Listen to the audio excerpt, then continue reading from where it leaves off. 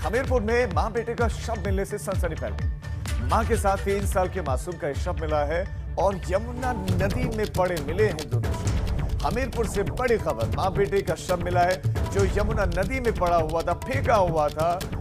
ग्रामीणों ने पुलिस को इसके बाद सूचना दी है। पुलिस पहुंची, पुलिस ने शवों को कब्जे में ले लिया है, जांच शुरू कर दी है। शव के पास से आईडी जो बरामद हुई है उसमें ये बिहार के रहने वाले दोनों बताए जा रहे हैं। ये बिहार के रहने वाले दोनों मां बेटे निवासी सुमेरपुर के सिरौली बुजुर्ग गांव के का ये मामला है।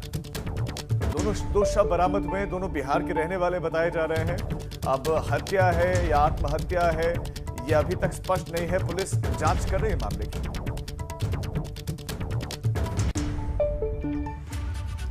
और अब बात गोरखपुर की, जहां तिहरे हत्याकांड को अंजाम देने वाले 1-1 लाख के इनामी 2 शातिर बदमाशों को एसटीएफ, क्राइम ब्रांच और पुलिस ने गिरफ्तार किया है। दोनों ने इससे पहले साल 2013 में रस्सी खरीदने के विवाद में किराना दुकानदार, उसकी पत्नी और बेटे की हत्या कर दी थी। इसी केस में उसे जमानत मिली थी। सुलह में रोड़ा बनाने की वजह से दोनों बदमाशों ने जेल से निकलने के बाद मुकदमे में पैरवी में साथ दे रहे भाजपा नेता की पहले हत्या कर फरार हो गए। उसके बाद कुछ दिनों बाद इलेक्ट्रॉनिक की दुकान चलाने वाले व्यवसायी और उसे बचाने आए कर्मचारी को भी गोली मारकर मौत के घाट उतारने के बाद फिर फरार हो गए, लेकिन अब पुलिस ने इन्हें गिरफ्तार कर लिया। आज दोपहर में गगा क्षेत्र के जो निजी विद्यालय के पास बगीचे में घेराबंदी करके जॉइंट ऑपरेशन में ये दोनों 1-1 लाख के इनामी पकड़े गए हैं, जिसमें जिला पुलिस गोरखपुर के जो एसएचओ गगा सुधीर सिंह एवं उनके सहयोग में जो स्वाट टीम के जो प्रभारी सुशील एवं उनकी पूरा टीम, और साथ साथ गोरखपुर की एसटीएफ की फील्ड इकाई का इंस्पेक्टर सत्यप्रकाश, ये लोग सब मिल के इन दोनों अपराधियों को गिरफ्तार किए हैं। इनके कब्जे से 2 32 बोर के पिस्टल, एक 9mm के एक पिस्टल एवं अन्य जो बहुत भारी मात्रा में कारतूस एवं अन्य चीज़ें बरामद हुई है। और अब बात सुल्तानपुर के, जहां पर बच्चों के बीच हुए विवाद में मामला इस कदर बिगड़ गया कि 2 पक्षों में मारपीट शुरू हो गई और इस दौरान कुछ लोगों के द्वारा आगजनी भी की गई। फिलहाल इस घटना में घायल करीब आधा दर्जन घायलों को इलाज के लिए अस्पताल में भेज दिया गया है और पुलिस मामले की पड़ताल कर रही है।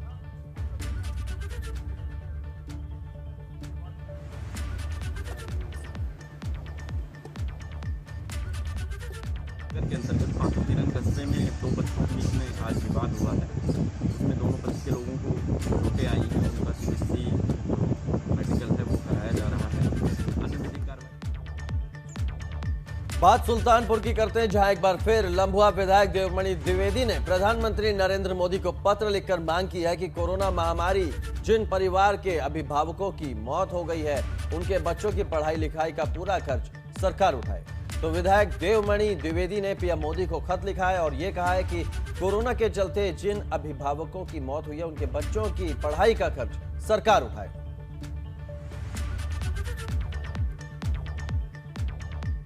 लोगों की जिंदगी के लिए काल बन चुका कोरोना अब जानवरों के लिए भी मुसीबत बन गया है। इटावा की लाइन सफारी में 2 शेरनियों की रिपोर्ट कोरोना पॉजिटिव आई है। इसके बाद से सफारी प्रशासन में हड़कंप मचा हुआ है। दरअसल पिछले दिनों 2 मादा शेरों की तबीयत बिगड़ने के बाद से 14 शेरों की सैंपलिंग करवाए गए थे। उनका सैंपल लिया गया, जिसमें जेनिफर और गौरी नाम की शेरनियों की रिपोर्ट पॉजिटिव आई है। इटावा सफारी डायरेक्टर ने प्रेस नोट जारी कर ये जानकारी दी है।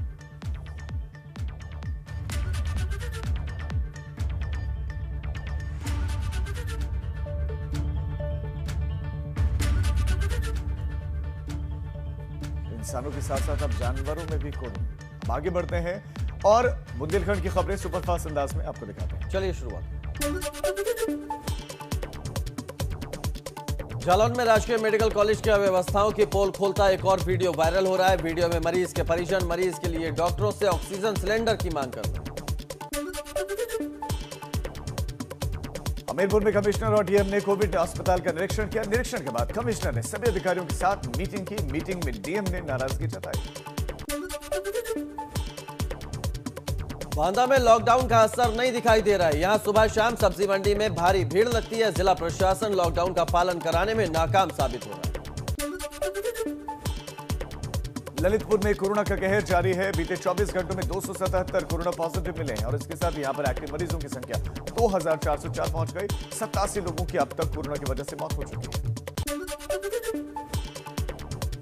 महोबा में कोरोना वायरस संक्रमण से जूझ रहे मरीजों के लिए विंग संस्था की अनोखी पहल सामने आई है। संस्था से जुड़े सदस्य कोविड-19 के मरीजों की दिन रात सेवा कर जिंदगी की संजीवनी दे रहे हैं। तो बुंदेलखंड सुपरफास्ट के बाद अब आगे बढ़ते हैं और अब खबर आपके लिए मुरादाबाद से। मुरादाबाद के जिला अस्पताल में मरीज की मौत के बाद परिजनों ने जमकर हंगामा किया और इस दौरान परिजनों ने इलाज में लापरवाही का आरोप लगाते हुए अस्पताल में तोड़फोड़ भी की है। जबकि अस्पताल कर्मचारियों का आरोप है कि मरीज गंभीर हालत में अस्पताल लाया गया था। इलाज के दौरान उसकी मौत हो गई। हंगामे की सूचना के बाद मौके पर पहुंची पुलिस आरोपों की जांच कर कार्रवाई की बात कह रही है और आज ही मुख्यमंत्री का दौरा भी है मुरादाबाद का। तो ऐसे में जरूरी है कि मुख्यमंत्री खुद सीधा लोगों से संवाद करें, क्योंकि अधिकारी तो हमेशा गुलाबी पिक्चर दिखाते हैं और बता देंगे कि अस्पतालों में व्यवस्थाएं शानदार हैं। तो ऐसे में मुख्यमंत्री सीधा बात करें लोगों से, तभी दौरा सफल होगा। देवरिया से मारपीट का एक वीडियो सामने आया जिसमें कुछ दबंग युवक मुक्तिधाम के मुंशी की पिटाई करते दिखाई दे रहे हैं। बताया जा रहा है कि वीडियो बरहज थाना क्षेत्र का है, जहां किसी बात को लेकर विवाद होने पर युवकों ने मुक्तिधाम के मुंशी की पिटाई कर दी। सूचना के बाद मौके पर पहुंची पुलिस के मुताबिक विवाद शवों के अंतिम संस्कार को लेकर हुआ था। युवक मुक्तिधाम के पास मौजूद गाँव के बताए जा रहे हैं। आरोपी युवक गाँव के पास शवों के अंतिम संस्कार को लेकर नाराज थे। पुलिस ने मारपीट करने वाले 3 आरोपियों को गिरफ्तार कर लिया। खबर अब गन्नौर से है, जहां पर पंचायत चुनाव के बाद खूनी संघर्ष देखने को मिला। इंदरगढ़ इलाके के हरचंदापुर गांव में 2 पक्षों के बीच में भिड़ंत हो गई। वायरल वीडियो में साफ देखा जा सकता है कि कुछ दबंग महिलाओं पर कहर बरपा रहे हैं, लाठी डंडे और धारदार हथियार से लगातार हमला कर रहे हैं और अब इस मामले में पुलिस कार्रवाई की बात कह रही है।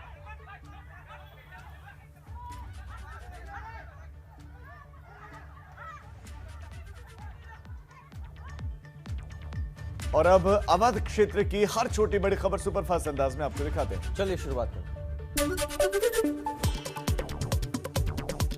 अंबेडकर नगर में स्वास्थ्य सेवाएं बदहाल हैं। जिला अस्पताल की हालत बदतर हो गई है। यहां बेड, ऑक्सीजन और स्ट्रेचर के लिए हाहाकार मचा है। इसी कड़ी में यहां इलाज के अभाव में महिला पत्रकार के पति की भी मौत हो गई। सीतापुर में सपा विधायक नरेंद्र वर्मा ने स्थानीय समाजसेवियों के सहयोग से एक पहल की, जिसमें अब लोगों को लाभ मिलेगा और उन्होंने महमूदाबाद सीएचसी को एक ऑक्सीजन कंसंट्रेटर सौंपा है। सुल्तानपुर में सीओसीडी की अगुवाई में चेकिंग अभियान चलाया गया। इस दौरान बेवजह घूमने वाले बाइक सवारों की 13 गाड़ियों का चालान किया गया, तो वहीं करीब 1 दर्जन लोगों के खिलाफ मुकदमा दर्ज किया गया।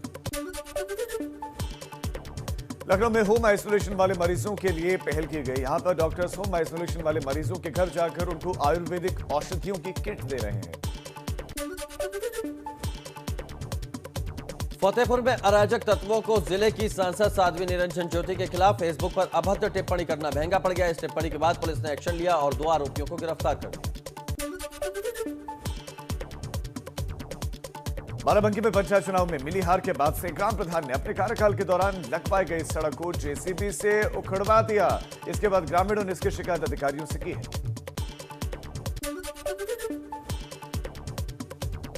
कन्नौज में खूनी संघर्ष का वीडियो सोशल मीडिया पर वायरल हो रहा है। वीडियो में कुछ दबंग महिलाओं को डंडे से पीट रहे हैं, धारदार हथियार से जख्मी कर रहे हैं। पुलिस मामले की जांच कर रही है।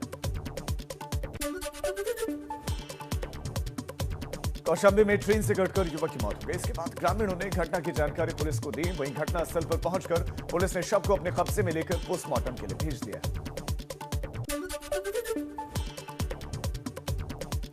हरदोई में शॉर्ट सर्किट से ट्रांसफार्मर में आग लग गई। इस आग में ट्रांसफार्मर धू-धू कर जल गया। ग्रामीणों ने बिजली विभाग को इसकी सूचना दी। हालांकि ग्रामीणों ने ही काफी मशक्कत के बाद आग पर काबू। अयोध्या में इकबाल अंसारी ने अपने घर पर अलविदा की नमाज पढ़ी और इकबाल अंसारी ने अपने परिवार वालों के साथ ही नमाज पढ़ी। नमाज पढ़कर इकबाल अंसारी ने देश में अमन और चैन की दुआ मांगी। औरैया में जुमे की नमाज को लेकर मुस्लिम समुदाय ने 5 लोगों के साथ अलविदा जुमा की नमाज अदा की। साथ में प्रशासन की गाइडलाइन का पालन किया। पहले हजारों की संख्या में नमाज होती है। तो अवध क्षेत्र की खबरें सुपरफास्ट अंदाज में देखी। कुछ और खबरें आपको बताते हैं। और अब खबर मेरठ से। मेरठ मेडिकल कॉलेज की कारस्तानी सामने आई है। यहां पर डॉक्टरों की मौजूदगी के बावजूद 16 दिनों से भर्ती कोरोना मरीज अचानक गायब हो गया। मरीज की बेटी ने कहा कि उनसे मेडिकल प्रशासन की तरफ से पिता की आईसीयू में भर्ती होने की खबर दी गई थी, लेकिन अब डॉक्टर कह रहे हैं कि वो अस्पताल में नहीं है। मेडिकल कॉलेज के प्रिंसिपल ने जांच के बाद दोषी पर कार्रवाई की बात कही है।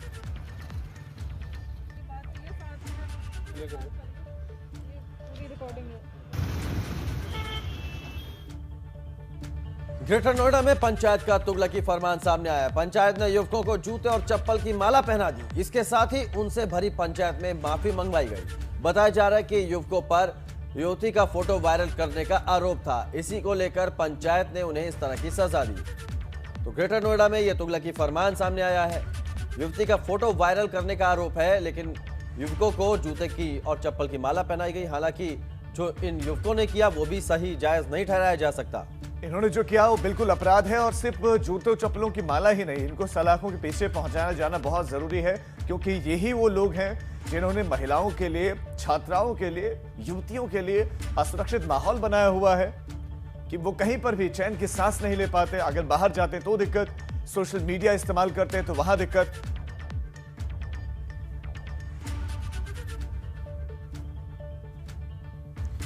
चलिए अब नजर डाल लेते हैं पश्चिमी यूपी की खबरों पर फटाफट अंदाज। चलिए शुरुआत करते हैं। अलीगढ़ में ऑक्सीजन प्लांट से प्रशासन ने जिन लोगों को ऑक्सीजन वितरण की जिम्मेदारी दी, वही इसकी कालाबाजारी करने में लग गए। मामला तब खुला जब प्लांट के मालिक ने थाना जवा में ऐसे ही लोगों के खिलाफ शिकायत की। एटा में ऑक्सीजन के दुकानदार को कालाबाजारी करते कैमरे में कैद किया गया, तो वहीं वो अपनी दुकान का शटर गिराकर फिर भाग खड़ा हुआ। यहां पर ऑक्सीजन की कालाबाजारी पर प्रशासन सख्त है।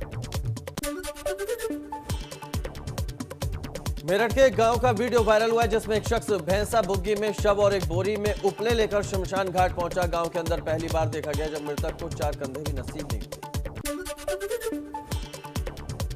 शामली में 42 पुलिसकर्मियों का स्वास्थ्य विभाग की टीम ने कोरोना टेस्ट किया, जिसमें से 3 पुलिसकर्मियों की कोविड की रिपोर्ट पॉजिटिव आई। पुलिसकर्मी चुनाव ड्यूटी करवाकर वापस थाने लौटे थे।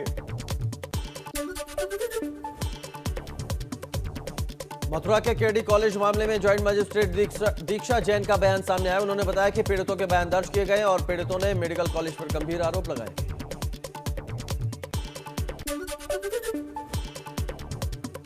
फिरोजाबाद में कोरोना का कहर जारी है। यहां पर 24 घंटे में 117 कोविड के नए केसेस मिले। 122 मरीज इलाज के बाद ठीक होकर घर लौटे हैं। अब एक्टिव केसेस की संख्या 953 हो गई है।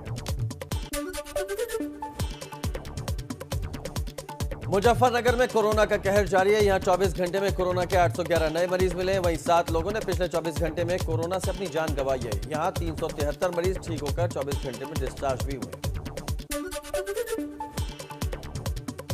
गौतम बुद्ध नगर में कोरोना के बढ़ते मामलों को देखकर नोएडा प्राधिकरण ने बड़ा कदम उठाया है। यहां पर नोएडा प्राधिकरण ने नोएडा स्टेडियम को अस्थायी कोविड केयर सेंटर में तब्दील किया है और इसे आज से शुरू किया जाएगा। गाजियाबाद के श्रेया हॉस्पिटल में एक कोरोना मरीज का जन्मदिन मनाया गया और हॉस्पिटल के इस कदम से कहीं न कहीं कोरोना मरीजों का आत्मविश्वास भी बढ़ा। हाथरस में चुनावी रंजिश के कारण 2 पक्षों में मारपीट हो गई। पथराव और फायरिंग होने की भी खबर है। इसमें दोनों पक्षों के आधा दर्जन लोग चोटिल हुए हैं। चोटिल लोगों का पुलिस ने सीएचसी में इलाज करवाया। बागपत के नंगला बहलोलपुर गांव में किसान की हत्या के बाद एक बार फिर हरियाणा के किसानों ने यमुना खादर में टांडा गांव के 13 किसानों पर धारदार हथियारों से हमला कर दिया। इस दौरान 2 महिला समेत 12 किसान घायल हो गए। पश्चिमी उत्तर प्रदेश की खबरें सुपरफास्ट अंदाज में आपने देखी। अब आगे बढ़ते हैं और अब आपको उत्तराखंड की खबरें दिखाते हैं। उत्तराखंड में कोरोना के केसेस लगातार बढ़ रहे हैं। बीते 24 घंटों के भीतर रिकॉर्ड केसेस आए हैं सामने। 9,642 रिकॉर्ड केसेस सामने आए। कोरोना से 137 लोगों की मौत हुई है, जबकि 4,643 मरीज अस्पताल से ठीक होकर घर लौटे हैं। राज्य में अभी भी कोरोना के एक्टिव केसेस 67,691 हैं। देहरादून में 3,979 सबसे ज्यादा केसेस आए। बढ़ते मामलों के बीच स्वास्थ्य सचिव ने प्रेस कॉन्फ्रेंस की। उत्तराखंड में स्वास्थ्य सेवाओं को और बेहतर किया जा रहा है, ये बात कही। कालाबाजारी रोकने के लिए पुलिस की टीमें काम करें, ये बात कही। लेकिन हालात सबसे ज्यादा चिंताजनक देहरादून में तो फिर भी अस्पताल हैं, लेकिन पहाड़ों पर जो कोरोना पहुंच गया है, पहाड़ों पर तो अस्पताल नहीं है। लोगों को ऑक्सीजन, बेड, और दूसरी तमाम चीजें मिलेंगी तो तब जब वहां पर स्ट्रक्चर होगा। वहां पर कुछ जगहों पर अस्पतालों की बिल्डिंगें तो खड़ी हैं, लेकिन ना वहां बेड्स हैं ना डॉक्टर्स हैं, तो वहां पर कैसे इलाज होगा कोविड पेशेंट्स का बड़ा सवाल और बड़ी चुनौती। वेंटिलेटर बेड्स, आईसीयू बेड्स लगातार हमारे पोर्टल पर रिफ्लेक्ट हो रहे हैं, वो आप सबकी नॉलेज में है। इसके साथ ये भी बताना चाहूँगा कि राज्य सरकार के द्वारा श्री दिलीप जावलकर जी को होम आइसोलेशन की जिम्मेदारी दी गई है। ये आदेश कल जारी हुए हैं और ये लगातार होम आइसोलेशन के संबंध में जितनी व्यवस्था है उनको सुनिश्चित करेंगे। इनके द्वारा होम आइसोलेशन बहुत ग्रामीण इलाकों में और जो हमारे अर्बन एरियाज़ हैं दोनों जगह देखा जाएगा। इसी के साथ आपने देखा होगा कि हमारी सचिव सौजन्या जी की भी ड्यूटी गवर्नमेंट ने लगाई है नोडल ऑफिसर के रूप में, कि जितने हमारा किट्स का डिस्ट्रीब्यूशन एवं अन्य जिम्मेदारी उनको दी गई है वो बहुत ही विस्तृत से शासन के आलेख में हमने उल्लिखित किया है। तय मूल्य है उससे कहीं अधिक, मतलब एक होता है दुगुना तिगुना हो 5 गुना 10 गुना में किसी को बेड देना और उस पर ओवर चार्ज करना, उस पर एक मुकदमा कायम हुआ है। और साथ में वहीं काशीपुर में ही एक ऑक्सीमीटर को महंगे दाम में बेचने की घटना जिसमें मुझे मुकदमा पंजीकृत हुआ है। इसके साथ देहरादून में भी एक रोटामीटर के फर्जी रखने और बिना बिल के बेचने की और अधिक मूल्य पे बेचने की घटना का अनावरण हुआ, जिसमें कि अभियुक्त भी हिरासत में लिए गए और जेल भेजे गए। सीएम तीरथ रावत ने ऋषिकेश के आईडीपीएल ग्राउंड में 500 बेड के निर्माणाधीन कोविड हॉस्पिटल का निरीक्षण किया। इस दौरान सीएम ने कोविड अस्पताल की व्यवस्थाओं का जायजा लिया। ऋषिकेश के साथ ही हल्द्वानी में भी 500 बेड का कोविड हॉस्पिटल बनने जा रहा है। तो मुख्यमंत्री ने निरीक्षण किया, 500 बेड का यह अस्पताल तैयार हो रहा है। यह व्यवस्थाओं को जाना मुख्यमंत्री ने। डीआरडीओ की तरफ से यह अस्पताल बनाया गया है। इसके अलावा हल्द्वानी में भी एक अस्पताल तैयार हो रहा है डीआरडीओ की ओर से। प्रधानमंत्री माननीय रक्षा मंत्री जी के द्वारा बात करने पे ये डीआरडीओ की तरफ से 500 ऑक्सीजन बेड का ये हॉस्पिटल तैयार होने जा रहा है। और ऐसे ही 500 बेड का आपका हल्द्वानी के अंदर भी सुशीला तिवारी मेडिकल कॉलेज में बन रहा है। बहुत जल्दी ये तैयार हो जाएगा। हमने इनको कहा कि जितना जल्दी हमको प्रोवाइड करा सको वो कराइए। सवाल यह है कि अस्पताल तो केंद्र सरकार के देन है, राज्य सरकार ने कितने अस्पताल बनाए हैं और कितने बेड्स में बढ़ोतरी की है, इसका डेटा भी उनको जारी करना चाहिए। आगे बढ़ते हैं। बड़कोट में आसमानी आफत बरसी है। बॉर्डर पट्टी इलाके में बारिश ऐसी बरसी की तबाही ले आई।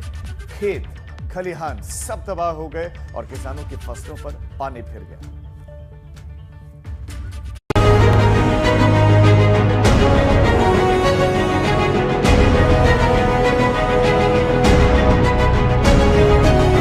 यमुना घाटी के बड़कोट इलाके में भी कुदरत कहर बरपा रहा है। बॉर्डर पट्टी के ग्राम पंचायत जांदड़ू और खिरमू क्षेत्र में देर रात आसमान से आफत बरसी। बादल फटने से काफी नुकसान हुआ है।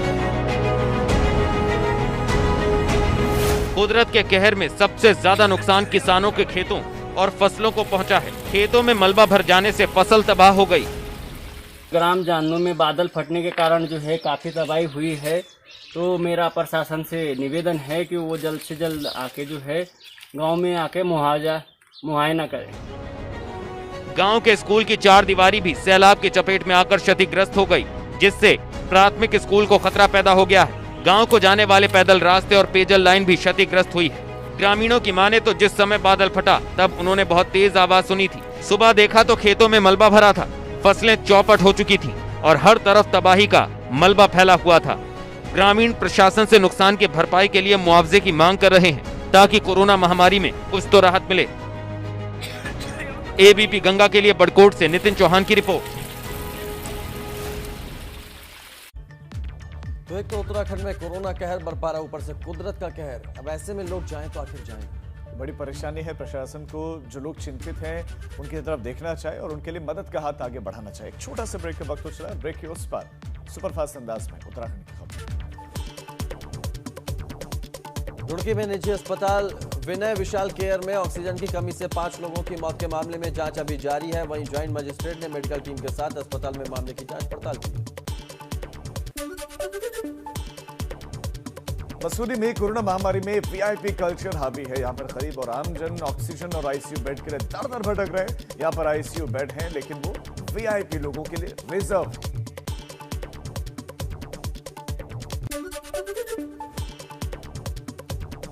हल्द्वानी में रह रहे प्रवासी मजदूर अब लॉकडाउन की संभावनाओं को देखते हुए अपने घरों को वापस लौट रहे हैं। मजदूरों को डर है कि कहीं पूर्ण रूप से लॉकडाउन हो गया तो उनके आगे खाने पीने का संकट खड़ा हो जाएगा।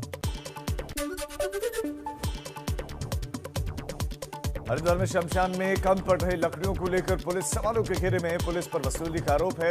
वहीं जिलाधिकारी का कहना है कि इस तरह की कोई कार्रवाई की गई तो फिर उनके खिलाफ कार्रवाई होगी। बागेश्वर में अब कोरोना संक्रमितों के इलाज में ऑक्सीजन की कमी आड़े नहीं आएगी। जिला प्रशासन ने पहले चरण में जिला अस्पताल को 78 जंबो सिलेंडर और 92 छोटे सिलेंडरों की व्यवस्था की है।